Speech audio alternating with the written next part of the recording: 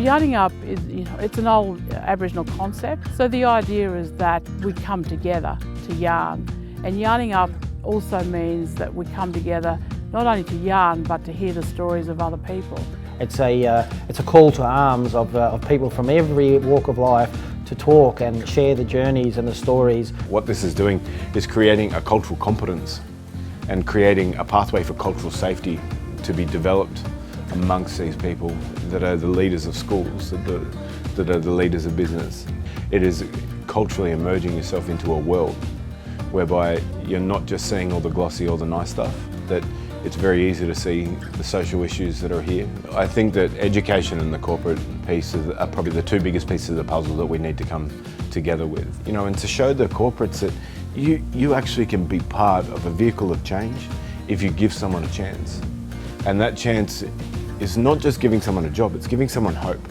Most of all, they've started appreciating Indigenous Australia and thinking, hey, what do these people want? What are the capabilities and capacities in this community? And look at Indigenous Australia, isn't it amazing? I've become acutely aware, and right at the front of my mind, that any attempt to bridge the gap between what's happening in the primary schools in a community like this and what happens when the kids go away to boarding school has to have a depth of cultural understanding.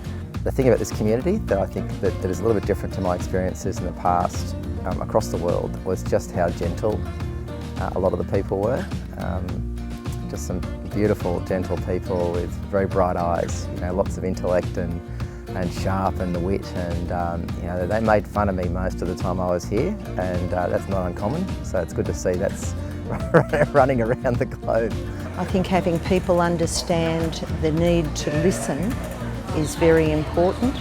Listening to the community, what they're suffering from is being told what to do rather than people listening to what they need. When you live remotely from the community, you have an idea that there are very simple solutions. It's only when you step into the community that you realise how sustained an effort is required. And you can never underestimate, sitting down, actually visiting a community, talking to the people and seeing just what their real issues are, which are quite different from what you get on the local radio or a documentary or in the newspaper. Well, I've had a fair few ups and downs over the last 2 days' journey. There's a part of me that says there's a lot of change that's happened and there's a lot of good work being done.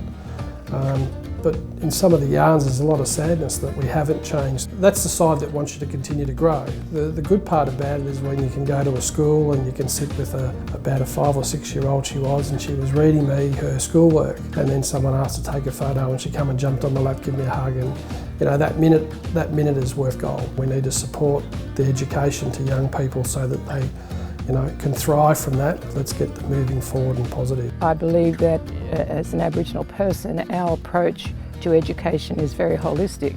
So it's not just about the academic learning and teaching, it's about the social and emotional well-being, and it's also about cultural celebration and being able to identify their roots. Bond are saying to the community, you're worth it, and that's got to be important.